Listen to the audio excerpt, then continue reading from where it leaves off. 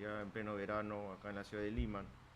Y bueno, con todo el problema de la delincuencia y los tratos a veces injustos en contra de la policía, como hemos visto hace unos días, en donde han metido preso a un policía por usar su arma en pleno de su arma de reglamento. Y así vemos cuestiones desproporcionadas en nuestro país de la detención preventiva, bueno para unos, injusto y malo para otros. A veces no se entiende el criterio del Poder Judicial en la aplicación de esta medida, como por ejemplo en el caso de Keiko Fujimori, un tema político, y como el que he mencionado hace un momento, ¿no? El de la policía, el oficial, su oficial, que utilizó en el uso de sus funciones, ¿no? Que de alguna manera denota falta de criterio y uniformidad en la aplicación de lo que establece el artículo 268 del nuevo Código Procesal Penal, porque hay que recordar que en el país está vigente ya ya no nuevo, bueno, se le dice porque antes trabajábamos con un código de procedimientos penales que era del año 46, y bueno, en la actualidad se está trabajando con este nuevo sistema llamado acusatorio, pero de alguna manera a veces muy criticado. El día de hoy tenemos una entrevista bastante especial con Carlos Villafuerte, quien es abogado especialista en Derecho Penal y Procesal Penal. ¿Cómo estás, Carlos? Y tu saludo a nuestros seguidores. ¿Qué tal, Víctor Hugo? Buenas tardes. Buenas tardes a ti y a todos tus seguidores. Sí, efectivamente, como tú lo has dicho, la prisión preventiva es un tema que está en boga siempre, ¿no? Es un tópico que siempre se encuentra problemático en el Código Procesal Penal y entra a discusión, tanto así de que hay bastante pronunciamiento acerca de la prisión preventiva, tanto por la Corte Suprema en diversas casaciones, como también por el Tribunal Constitucional, ¿no? Acerca de qué requisitos se deben cumplir para que se otorgue la prisión preventiva, cómo se lleva a cabo la audiencia de esta y otros presupuestos o pautas que se tiene de que cumplir con la finalidad de poder romper, ¿no? La libertad que tiene cada persona e imponerle una medida cautelar personal tan gravosa como lo es la prisión preventiva, ¿no? Como tú lo has dicho, tenemos este caso del policía que, haciendo uso de su arma de manera legal, ha sido preso, le han impuesto una prisión preventiva. Efectivamente, lejos de valorar los hechos, lo que se tiene que valorar en una audiencia de prisión preventiva es el cumplimiento de los presupuestos que señala el artículo 268 del Código Procesal Penal, que esto es los graves y fundados elementos de convicción que tiene que vincular al imputado con el delito investigado, que tienen que ser graves y fundados, tiene que alcanzar una alta probabilidad, una sospecha grave de la comisión del delito. El segundo presupuesto, que es la prognosis de pena superior a 4 años de pena privativa de libertad. Y el tercer presupuesto, que es el más importante, ¿no? Y viene a ser el núcleo y el presupuesto que tiene que tener mayor motivación por el juez al momento de imponer una prisión preventiva, ¿no? Que es el peligro procesal en sus dos vertientes, tanto en el peligro de fuga como el peligro de obstaculización de la prueba.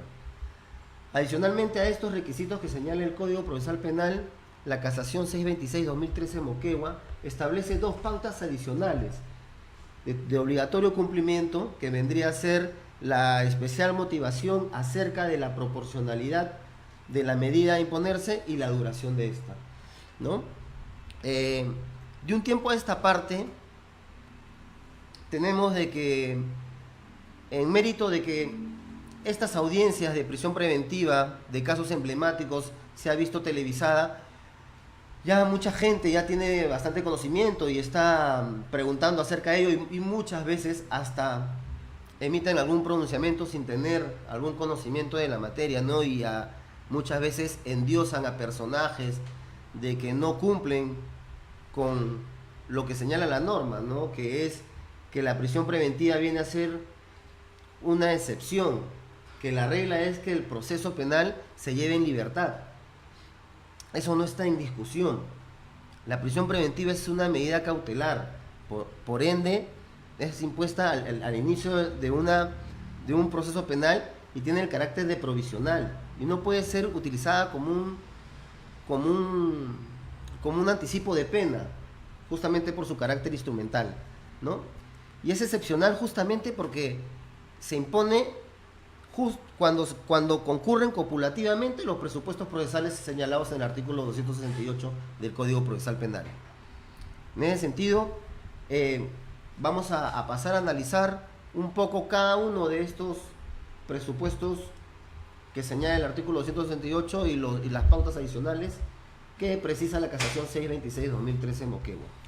Sí, Carlos, justo para hablar un poco sobre el tema de la casación, pero aún así, a pesar de la casación, yo he escuchado a jueces y en la sala que ven este tema en apelación, que dicen que no es vinculante, ¿no? Entonces, ¿a qué nos sometemos, no? Y que el caso Humala son, digamos, límites que le han puesto para usar esta medida, que a veces pareciera que fuera desproporcionada y en otras injusta, ¿no? Explícanos específicamente el desarrollo doctrinal y Sí, procesal de esto, ¿no? claro, lo que sucede es que muchas veces los jueces se apartan de la doctrina jurisprudencial, pero sí, efectivamente es vinculante en el sentido de que se tiene que sustentar y motivar debidamente en audiencia, y no solo en audiencia, o sea, la motivación no solo le alcanza al juez al momento de lanzar su resolución, sino la motivación también le alcanza al fiscal al momento de hacer su requerimiento escrito y su sustentación en audiencia.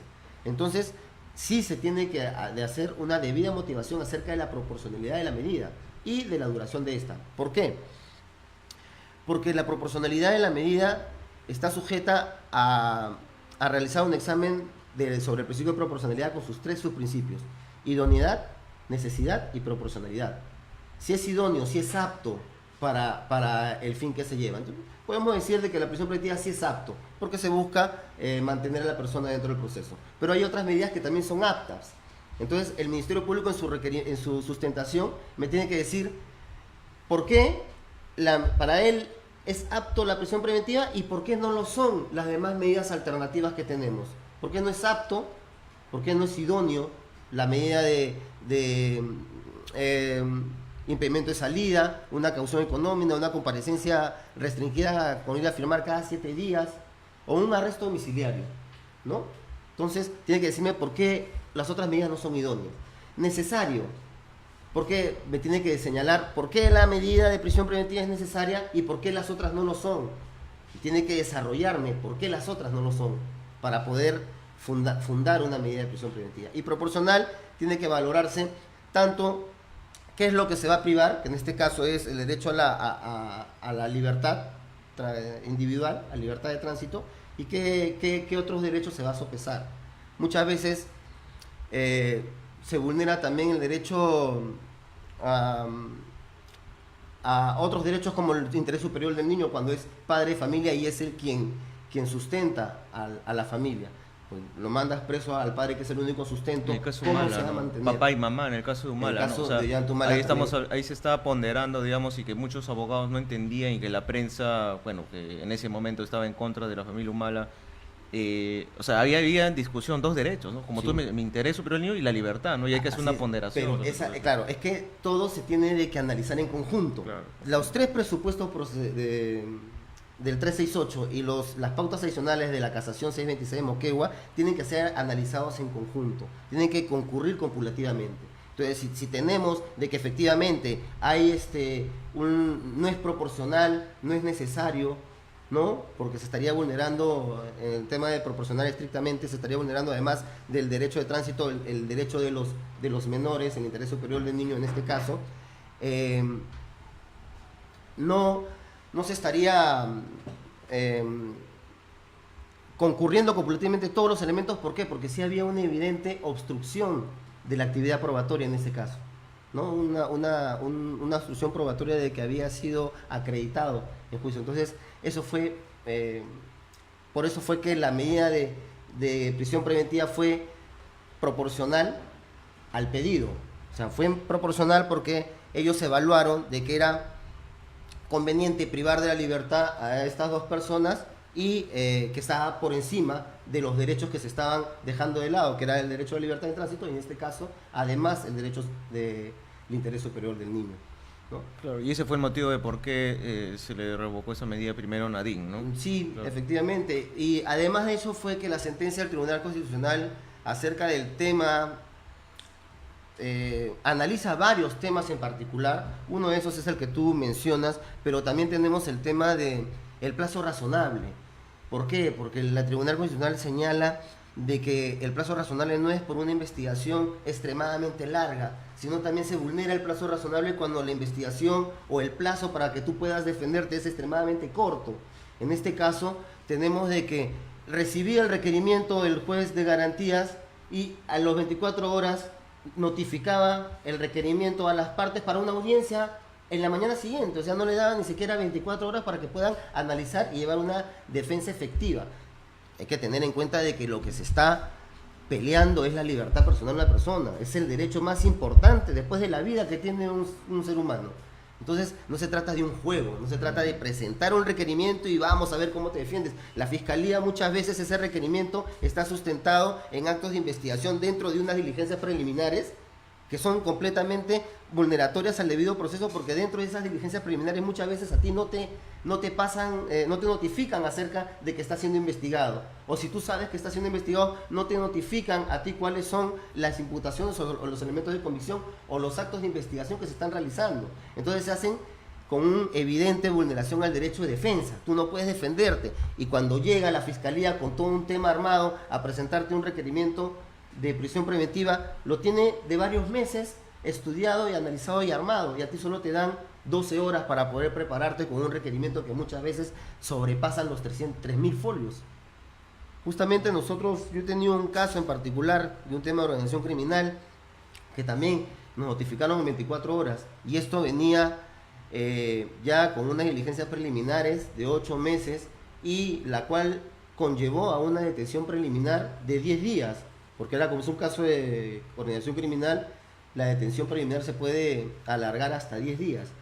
Y en esos 10 días lo que hizo el Ministerio Público fue de alguna manera presionar a las personas que fueron detenidas preliminarmente, y de ello se hicieron declaraciones con lo cual armaron su teoría incriminatoria de alguna manera, pudieron tapar algunos huecos y con esas declaraciones pudieron sustentar una prisión preventiva, ¿no?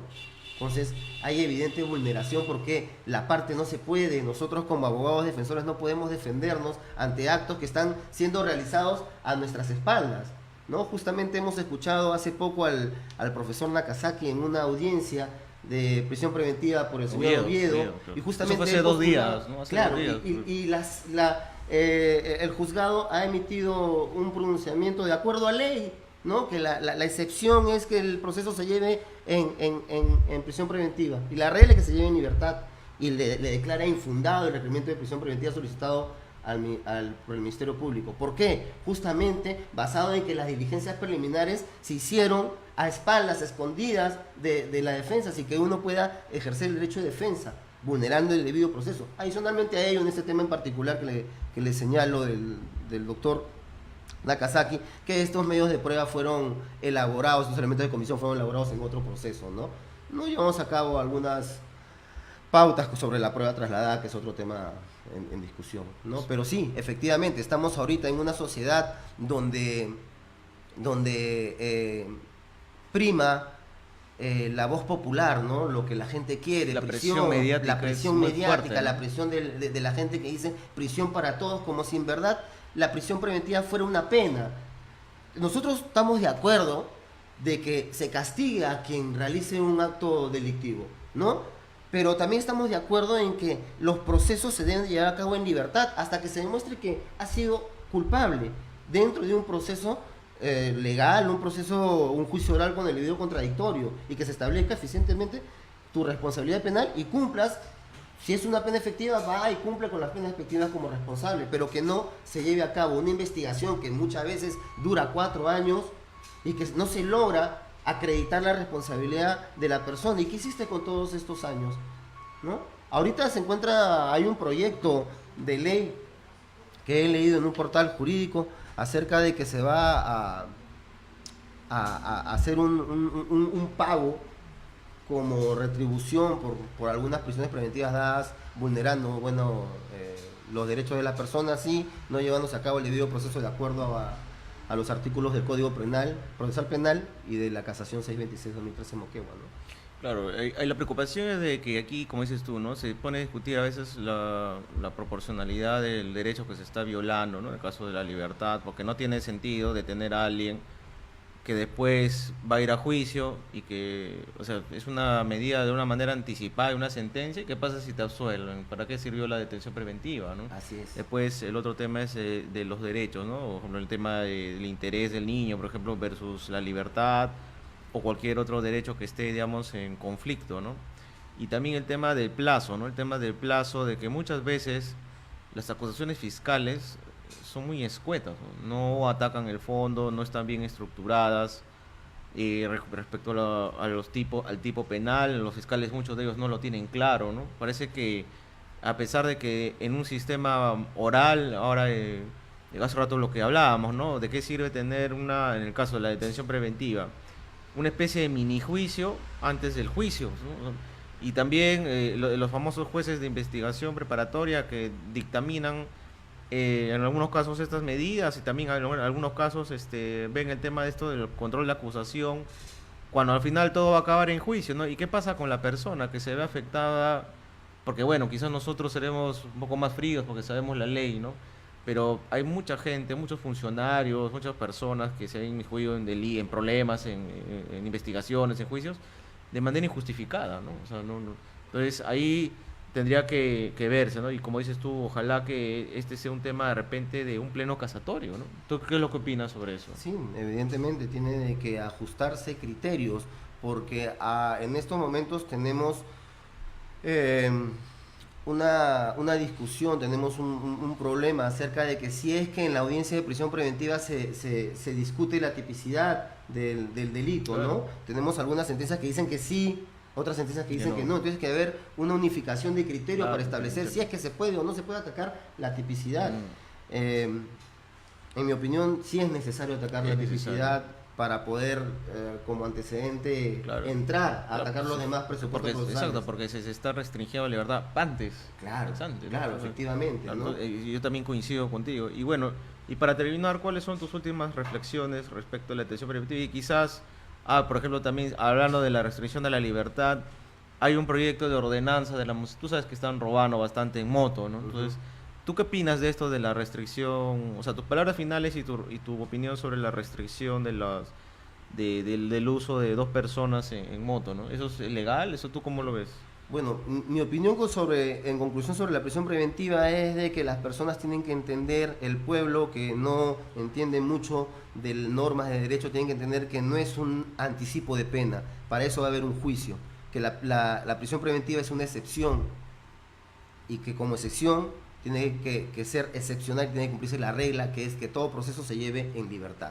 Ahora bien, con respecto a este proyecto de ordenanza, a mí me parece que vulneraría el derecho de la persona. O sea, no se puede buscar como solución el vulnerar a la persona que quiere transitar con una pareja, cuando lo ideal sería que la autoridad encuentre mecanismos necesarios y eficientes para evitar la criminalidad en la calle y no restringir derechos a las personas, sino buscar ellos mismos mecanismos y que no se les restringan los derechos, sino que se les proteja ese tipo de derechos.